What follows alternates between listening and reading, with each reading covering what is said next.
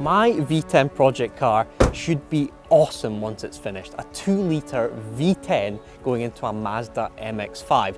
There has been a delay due to some crankshaft machining issues, so in the meantime, I thought I'd check out another awesome V10 project car just up the road. This is a strange one. What car would you put a V10 into? Would it be something like a Honda S2000 or something more classic like an MGB? Or would you be completely and utterly nuts and put one into a TVR? As you can see, this is a TVR Sagaris, and in there is a BMW S85 5-litre V10.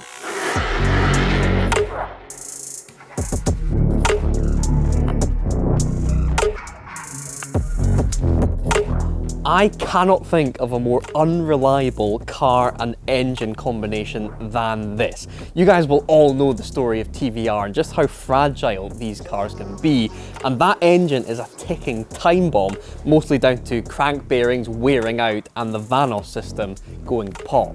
But then, look at it. The Sagaris is one of the greatest shapes that the British motor industry has ever concocted. And that engine, despite being notorious for blowing up, did have its place in the 205-mile-an-hour E60 M5, built at a time when BMW were developing F1 V10s for the Williams Formula One team. This is a 500 horsepower naturally aspirated V10 TVR, and it is so freaking cool. So Ashley, we all have our reasons for our car projects. Why this one? At the time, I'd got 2 V10 engines sat to one side. My TVR, I'd been using it on and off, and then it come up to COVID lockdown. It sat in here for quite a while next to the 2 engines, and then a friend said to me that it wouldn't really fit, so after that it was challenge accepted. Okay, so I'm thinking about the weight of this car versus the car that engine used to power. The M5 was a 2-ton car. Yeah. This is going to be, what, 1,500-ish? I'm going to estimate at about 1,300, I think, this one. Okay, so the M5 was 205 miles an hour. This could be an absolute weapon. Yeah, so when I fitted the engine as well, I'd got quite a lot of the TVR community where they said that I'd ruined the handling of the car. Okay. So just to see how bad it was, I pulled the engine that was in it, which was a 4.5 speed 6. Yeah. Put that on the weighing scales, and then put this on the weighing scales next to it, and the M5 come in at 26 kilograms heavier. Wow. Okay, so nothing really. Yeah, in weight comparison, the heaviest comparison it would be the gearbox, with the gearbox being slightly heavier than the TVR one. Okay, and then this engine came originally with an SMG gearbox. Is that what's in here? No, so the SMG were known for being a little bit sluggish, a little bit harsh sometimes. Plus the SMG pump's quite problematic on the M5, M6. Right. So this one has got the E92 M3 DCT gearbox. Hopefully, should be perfect combination. Okay, and I guess you've chatted about this car and this engine, but where does the whole TVR thing come from? Because I've seen there's 3 Tuscans sitting outside.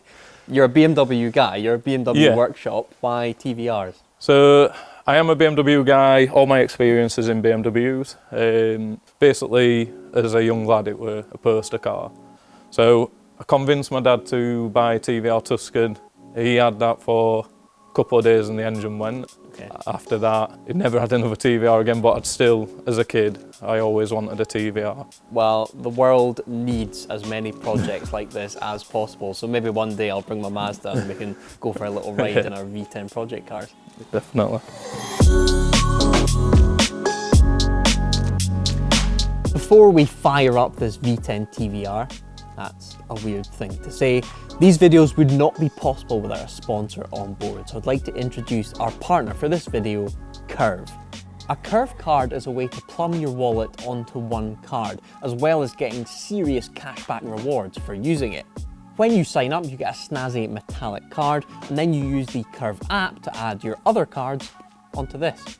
Once you've activated your card, you're good to go. You simply go into the app, decide which card you want to pay with, and then tap away. Then comes the cashback. You'll get 1% cashback for 30 days across everything that you spend. And if you go for this premium subscription, Curved Metal, you can get unlimited cash back on 6 retailers of your choice. Those could be Amazon, Shell, Sainsbury's, or loads more. And you also get this awesome metal card.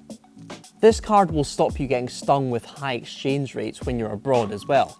It's all pretty good really. So if you fancy a curved card of your own, click the link in the description below, sign up and get some of your hard-earned cash back. And why not spend it on your own cool car project like this one here? I have always wanted to drive one of these. I never thought it would be with a V10 though. Check out the exhaust on it. One of the greatest components on the car. That has got to be one of the best exhaust designs of all time. I don't know how functional it is, but insanely cool. Let's have a go.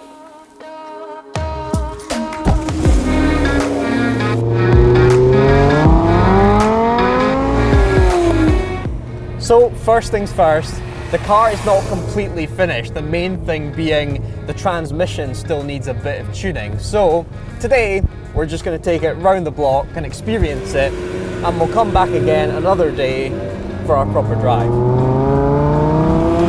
Although everything is work in progress, you can really tell this is going to be a quality car once it's finished. Ashley really knows what he's doing, and I can tell this is all going to seem very OEM by the time it's finished. There's a couple of cosmetic bits, obviously, that need done, the bonnet being one of them. Don't worry, we're on private land, we're all good. But this car is going to be a wonderful piece of kit once it's finished. So, technically, under my right foot is 500 horsepower of naturally aspirated V10. That's a lot in a car that has got a bit of a jumpy gearbox, and it is wet today. So the one thing I'm not going to do is wreck Ashley's project car because he's poured a lot of blood, sweat and tears into this motor.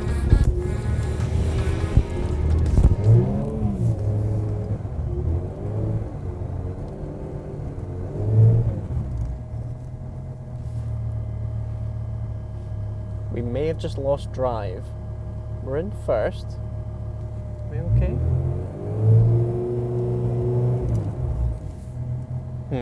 We have lost drive. Just an on and off job?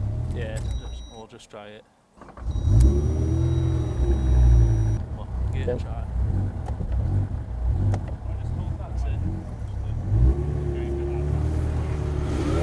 Okay, we're off again.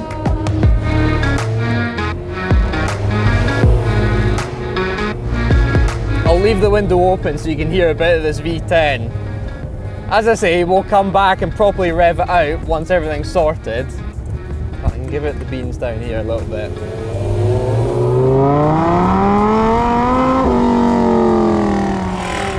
V10s are just a bit better, aren't they?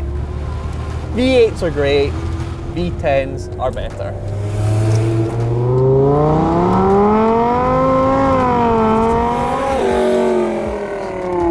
Now that is the V10 sound we all know. I just need to be okay giving it the beans in first gear in the wet. But Ashley's giving me the go ahead, so just knock it down. There it is, there's first. Get it straight.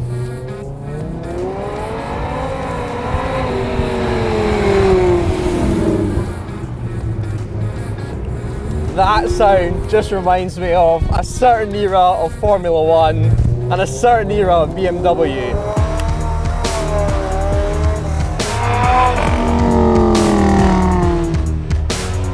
The Sagaris, it feels like a proper two-seater rear-wheel drive coupe. You sit right over the rear wheels, you've got this bonnet outstretched in front of you.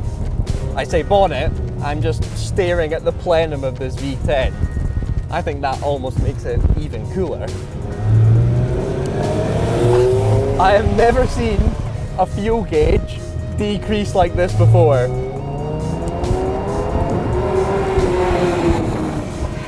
I have been told by Ashley that this engine gives anywhere between 7 and 11 miles per gallon.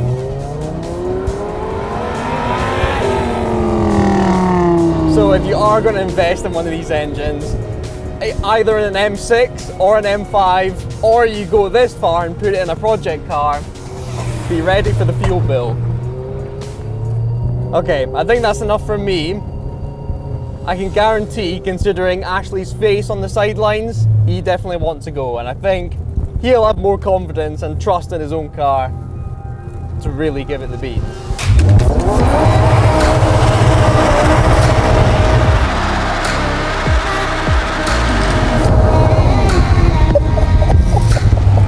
How are those crankshaft bearings after that?